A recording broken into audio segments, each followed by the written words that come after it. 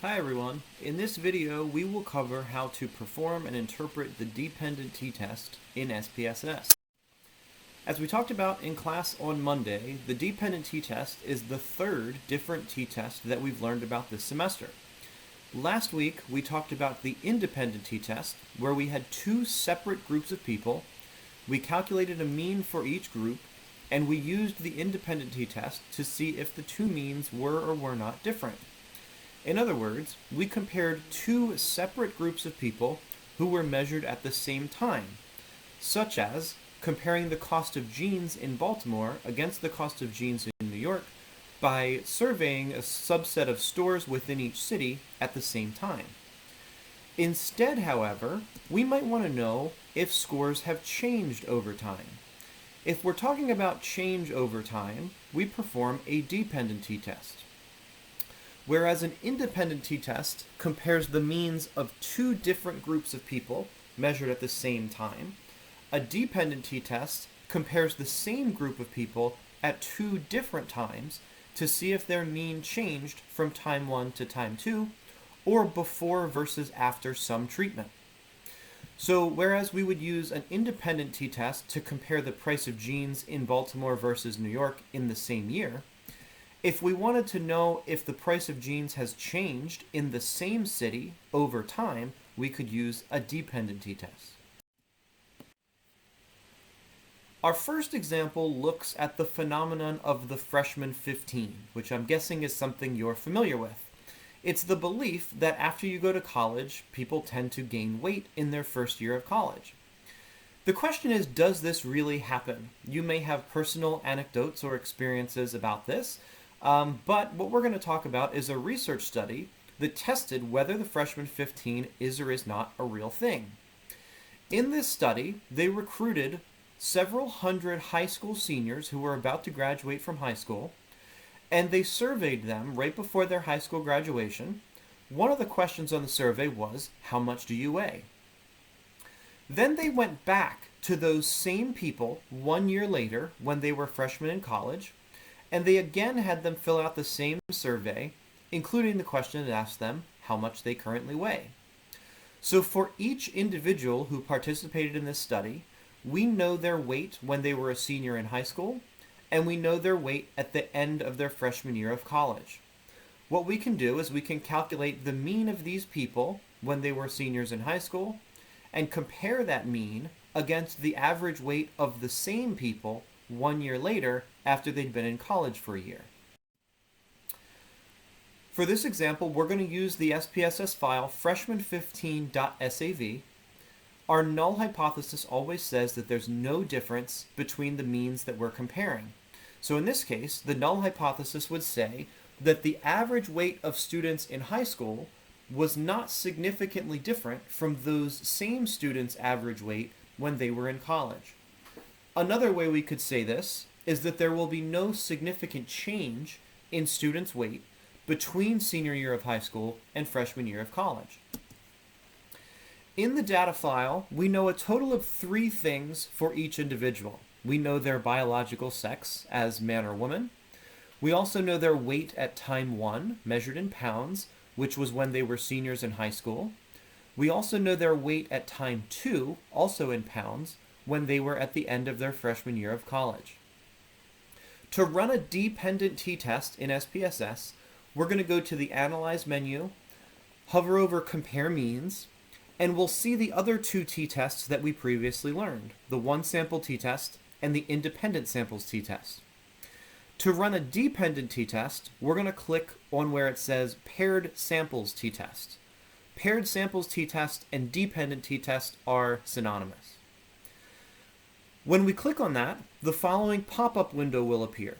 On the left, we have a list of the 3 variables that are in our data set: sex, weight at time 1, and weight at time 2. On the right-hand side, we are going to have to select both of the variables that we are interested in comparing. Namely, we want to compare weight at time 1 against weight at time 2. Here's the one tricky thing about this test.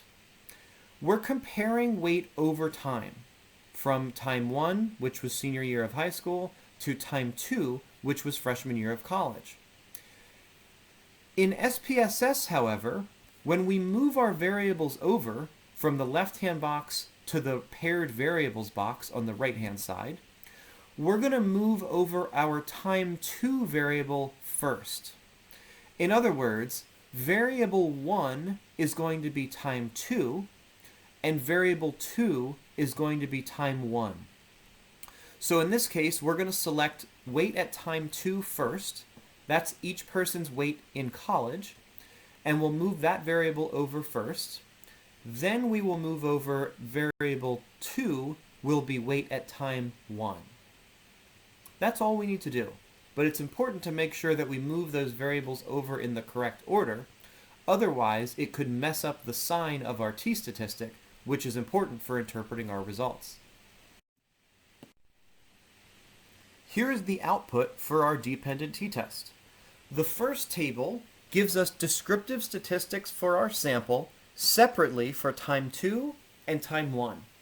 So in the top half of this table, in the bottom half of this table, we see that the individuals who participated in this study, on average, weighed about 145 pounds when they were seniors in high school, with a standard deviation of 27.4.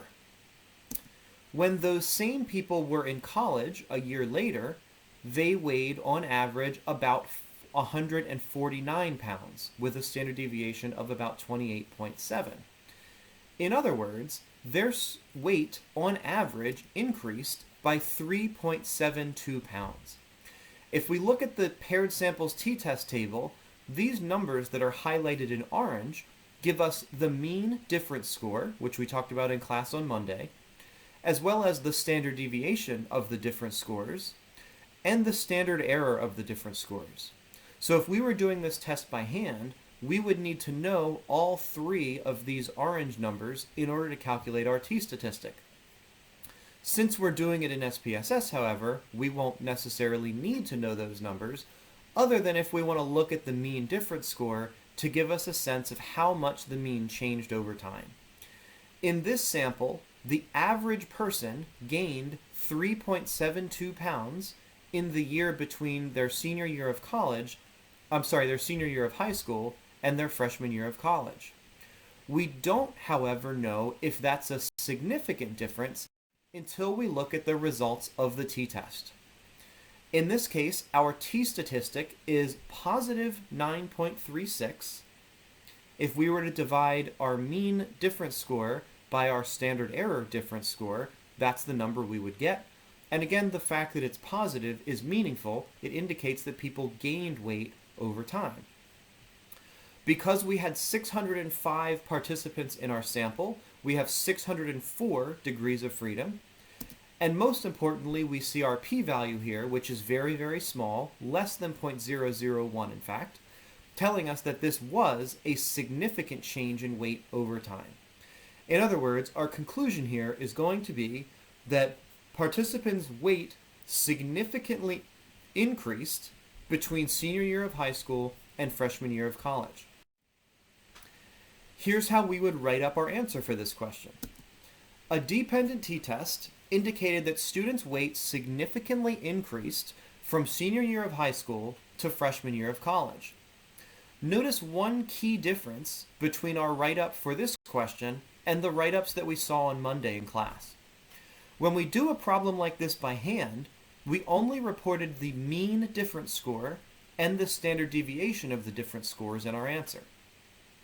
However, when we do a problem like this in SPSS, we're going to separately report the means and standard deviations for both time 1 and time 2.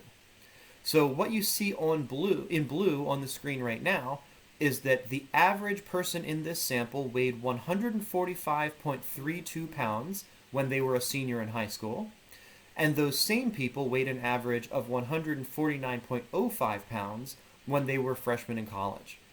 All of those blue numbers come from the descriptive statistics table at the top of the previous slide. At the end of our sentence, in red, we have the results of our t-test. Our t-statistic, with 604 degrees of freedom, is equal to positive 9.36. It's important that we have our t-statistic be positive here to reflect the fact that weight increased over time. For our p-value, SPSS gave us a value of 0.000. However, we know that p can never actually equal 0, so instead, in that case, we would write that p is less than 0.001, confirming that there was a significant increase in weight from senior year of high school to freshman year of college. Here are the actual results of the study. I would encourage you to pause the video right now, take a minute to read these 2 paragraphs, and see if you notice any potential issues with this study. There are 2 major problems with this study, which I will point out very shortly.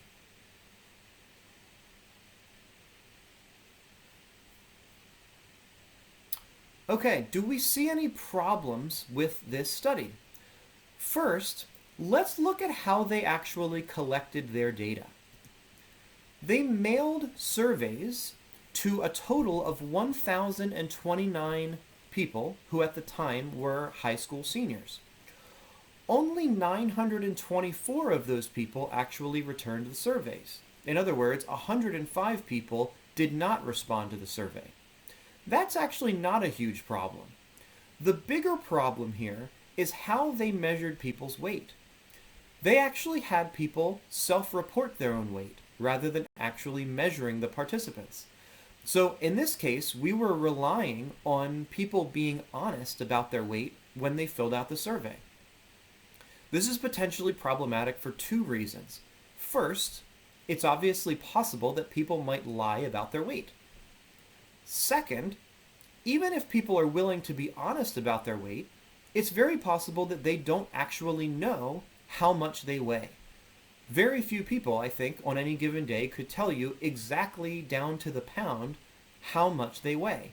So even if they were willing to be honest, they might have actually just been guessing at what their own weight was, especially if they don't own a scale, in which case their measurements may not be entirely trustworthy. So that's one pretty serious flaw in this study. The second serious flaw pertains to something that we talked about in class on Monday as a limitation of within-subject research designs. At time 1, these researchers received surveys from 924 high school seniors. A year later, they tried to recontact all 924 of those people. However, only 607 of those 924 people completed the survey at time 2 when they were freshmen in college. In other words, over 300 people dropped out of this study. A full 1/3 of the people dropped out of this study between senior year of high school and freshman year of college. This is called attrition. This could be a big problem because if the people who dropped out of the study are somehow different from the people who chose to stay in, it might limit our ability to draw valid conclusions about these data. One possibility, for example, is that the people who gained the most weight are also the people who chose not to participate in the study anymore, and therefore those people wouldn't be represented in our final sample. A second possibility is maybe those people were so busy playing sports, going to the gym, and doing other sorts of things that they couldn't participate in the study. They couldn't return the survey. The problem really is that we will never know why exactly those 300 people chose to stop participating, but it raises some concerns about how representative the final sample was. If we go on to read the rest of their paper, we'll see that they actually performed 2 dependent t-tests, one for just the men and one for just the women in their sample. Here highlighted in pink, they separately report the results of those 2 dependent t-tests for men and women respectively. In both cases, both men and women showed a significant amount of weight gain over time. However, remember that in statistics, the word significant simply means that it's unlikely to happen by chance. It doesn't mean that it's large or important. How much weight did the participants in this study actually gain? If we look at the average change scores for men and women, the average difference scores, the average man in this study gained 3.5 pounds, and the average woman in the study gained only 4 pounds. So while this was a statistically significant increase, it's nowhere near the freshman 15. In other words, these results may be statistically significant, but are they really important or meaningful is a different question. Our second example will address the effects of plastic surgery on a person's self-esteem. In this particular study, they recruited 59 people who had scheduled to get a facelift surgery. Before they completed the facelift surgery, they filled out a questionnaire that measured their self-esteem. 6 months after the surgery, after they had finished healing from the surgery, they filled out the same survey again. The goal here is to see whether their self-esteem increased from the time before they got the facelift to the time after they got the facelift. Using the data file facelift.sav, we will test whether there was a significant change in people's self-esteem from the time before to the time after they got a facelift surgery. Again, we'll go to Analyze Compare Means Paired Samples t-test. For each person, we know their self-esteem score before the facelift surgery and their self-esteem score after the facelift surgery. Remember, however, that the after score goes in first. So in this case, self-esteem after will be variable 1, and self-esteem before will be variable 2. Once we have our variables in the correct place, we can click OK to run our test. Here is our output. The mean self-esteem score before people got facelift surgery was 24.28, with a standard deviation of 3.45. When those same people had their self-esteem measured 6 months later, their mean self-esteem score after the surgery was 24.66, with a standard deviation of 3.09. Was this a significant change? We see that the mean change score, or the mean difference score, was positive 0.38, which might suggest that getting a facelift surgery caused people's self-esteem to increase. However, if we look at the results of the t-test, we see that our p-value is 0.507, which is much larger than our cutoff value of 0.05. Therefore, the results of the study suggest that getting a facelift did not cause a significant change in people's self-esteem. In other words, we would retain our null hypothesis in this case and conclude that people's average self-esteem score after getting a facelift was not significantly different than their self-esteem score before they got the facelift. When we write up our answer, it'll look like this. A dependent t-test indicated that self-esteem scores did not significantly change from the time before surgery to the time after surgery. And again, since we performed this test in SPSS, what we're going to do is take those numbers from the top table of the previous slide and separately report the means and standard deviations for before surgery and after surgery. So before surgery, our mean was 24.28. After surgery, the mean for those same people was 24.66. In red font, the results of our t-tests show us that this was not a statistically significant increase in self-esteem, with a p-value of 0.507. As a reminder, anytime you run a test in SPSS, you should write the exact p-value that SPSS gives you. The only exception is if you're given 3 zeros, as we were in the previous example. These are the actual results of this study. Here's a media article summarizing its results, first explaining how 50 patients participated in this study, 48 of whom were women. They filled out a questionnaire called the Rosenberg Self-Esteem Scale, which is meant to measure a person's self-esteem, both before they had the procedure done and 6 months after getting their facelift. After analyzing the results, as the article explains, they found no statistically significant change in self-esteem from before to after.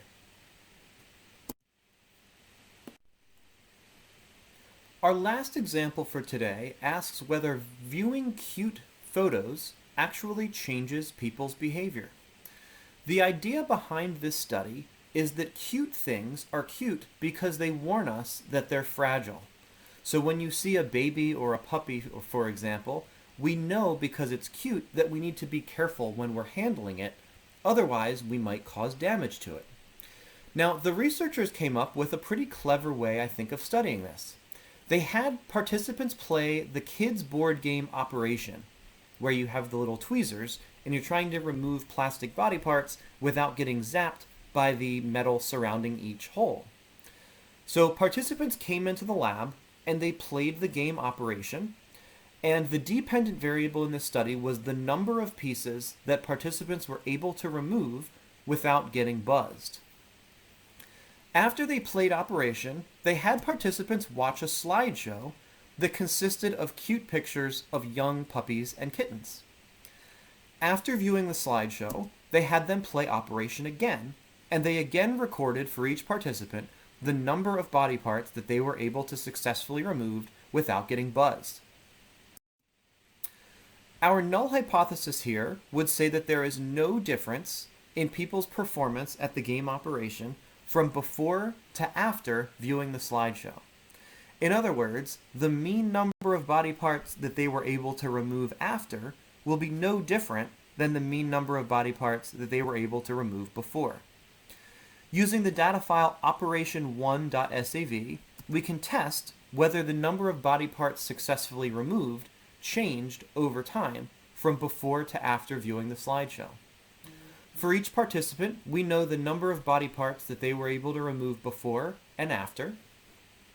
And we run a paired samples t-test with our after variable as variable 1 and our before variable as variable 2 to see if there was a significant change in operation score over time. Here is the output for this dependent t-test. Pause this video now and take the opportunity to practice interpreting this output and writing up your answer.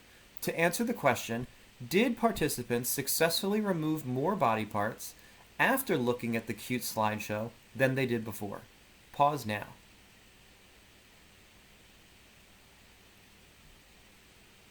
So from this table, the first thing we notice is that the mean number of body parts removed before viewing the slideshow was 5.88, with a standard deviation of 2.70. After viewing the slideshow, the mean increased to 7.08 body parts, with a standard deviation of 3.33. Our mean difference score in this case was positive 1.20, indicating that on average, participants successfully removed 1.2 more body parts after viewing the cute slideshow compared to how they did before. The results of our t-test show that that was a significant increase. Our t-statistic is positive 2.39. Our p-value is 0.022, which is less than our alpha value, our cutoff, of 0.05. Therefore, our answer would look something like this. A dependent t-test revealed that people removed significantly more pieces or more body parts after viewing the cute photos than they did before. And again in blue, we separately report the means and standard deviations of body parts removed before and after viewing the slideshow. At the end of our sentence, we report the results of our t-test. Our t-statistic is positive 2.39. Our p-value of 0.022 tells us that this was a significant change. One possible explanation for the results of this study is that viewing the slideshow, the cute photos slideshow, caused people to be more careful, which therefore translated into better performance at the game Operation. However, a second possibility is that maybe people just got better because they had more practice. When they played Operation the first time, they may not have been very good, but when they were given an opportunity to play a second time, they might have gotten better simply because it was their second time doing it. We talked about this in class on Monday. It's called a practice effect, where repeating the same task means we're naturally going to get better at it. The researchers who did this study were aware that that was a possibility. So what they did is they conducted a second study where they changed the nature of the slideshow. So in this second study, they again brought in a group of people and had them play the game Operation. And then they had them watch a slideshow. But this slideshow was a bit different. Instead of including cute pictures of young puppies and kittens, this slideshow included pictures of full-grown adult dogs and cats, which are, no offense, probably less cute than puppies and kittens. After viewing the slideshow, they played Operation again, and just as they did in the first study, the researchers counted the number of body parts that each person was able to remove. Now, if the increase in body parts is due to practice, we should see the same increase here that we did in the first study. However, if there's something unique about the cute puppy and kitten photos that caused the increase in Operation performance, we should not see a similar increase in this study. Here is the output for study 2. Take a moment to pause the video. Was there a significant increase in number of body parts removed in study 2 where participants viewed the less cute slideshow? Pause now.